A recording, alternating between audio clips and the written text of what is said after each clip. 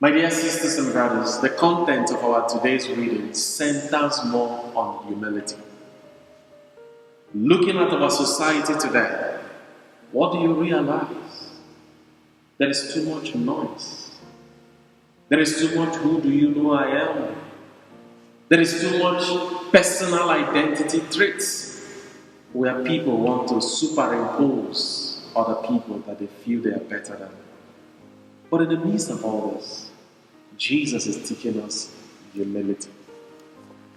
The central theme of our today's encounter is on humility. You will always hear that word that pride goes before a fall, which means many a time we raise with shoulders. Many a time we think just of ourselves to the point that it becomes a disadvantage to other people around us. Friends in Christ, have you ever thought about one thing that humiliates everybody? And that is death. That at the end of all that we are and who we are, we go 6 feet, and which today is no longer up to 6 feet, because everybody is in a haste to go.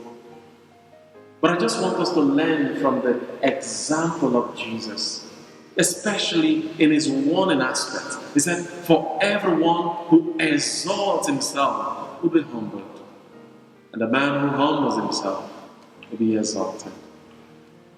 The parable of taking the lower seats, the parable of not letting the blessings God has given to us to get into our heads and begin to control us. The parable of understanding that to everything that we have in life, there is a limit. To learn when to draw the line, to learn when to understand, when to seek help, when to ask, and when to do what we have to do. On this special day, sisters and brothers, it is important that as we gather in this church to begin to reflect in our lives. Are you so full of yourself because of the opportunity God has given you in the workplace as a manager, and you feel you can start intimidating people? Are you so unfortunately ungrateful to God for the blessing He's given to you to be in charge of a home, in charge of a people, and rather than to concentrate on the blessings that God has given to you, we have taken that as an opportunity to wrong people and to frustrate a lot of people? My dear sisters and brothers, our gathering is a gathering of testimony, is a gathering of joy, a gathering of divine benefit, a gathering of divine sustenance to stand by the authority of the Most High Jesus. As we meditate on the content of humility, we remind ourselves of what it takes to be humble. And for us to understand what it takes to be humble, we must go through the path of what actually is holiness. And very simple and direct. Holiness simply means doing ordinary things in an extraordinary manner.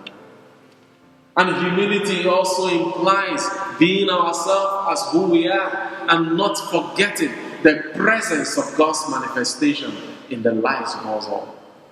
Which means there is a responsibility when God gives us an task. In every task that God has given to us, there is a responsibility. And that responsibility is that we have to take advantage of the divine plan of the mercy seat of Jesus Christ and ask for His grace to empower us and to enable us to experience His goodness. As we serve the richness of His glory, I want us to look at the content of what God expects of us. He said, when we have a party, what do you notice? We call our friends. We call our families. We call those dear to us. And why do we call them? We call them because when it is time for their own celebration, we pay back. But Jesus is teaching us on one of the contexts on how we have to invite. That those we have to invite are right there on our streets. Those we have to invite are right there in the neighborhood.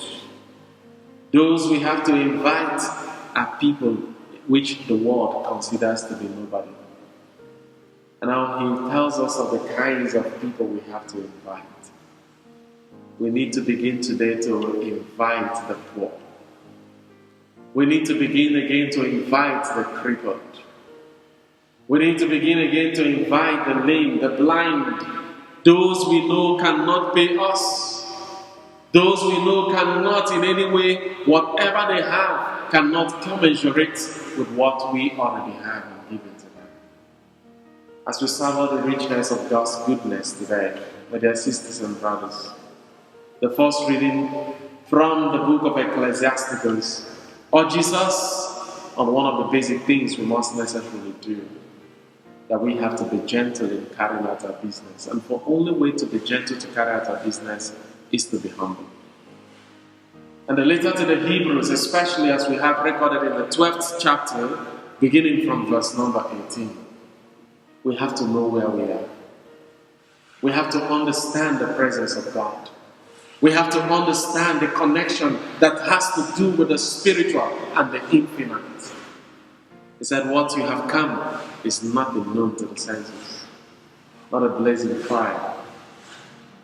And what we have to understand is that we have come to Mount Zion, the city of the living God, the heavenly Jerusalem, where the millions of angels have gathered for the festival, with the whole church in which everyone is a firstborn and a citizen of heaven. Child of God, you are a firstborn, you are a first daughter, you are a citizen of heaven. And as citizens of heaven, we are seated right here in this church, participating in this mass, because we are confident that where we have come to is Mount Zion.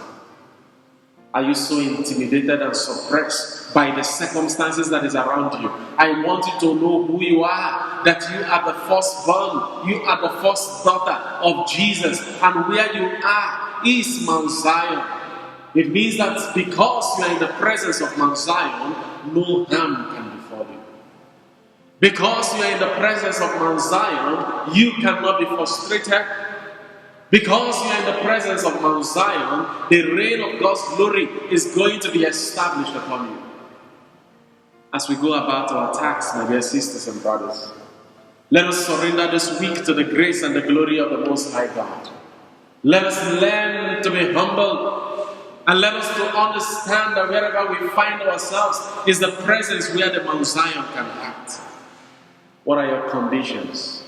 Surrender them to the presence of Mount Zion. Because where we are is a place where God can do it again.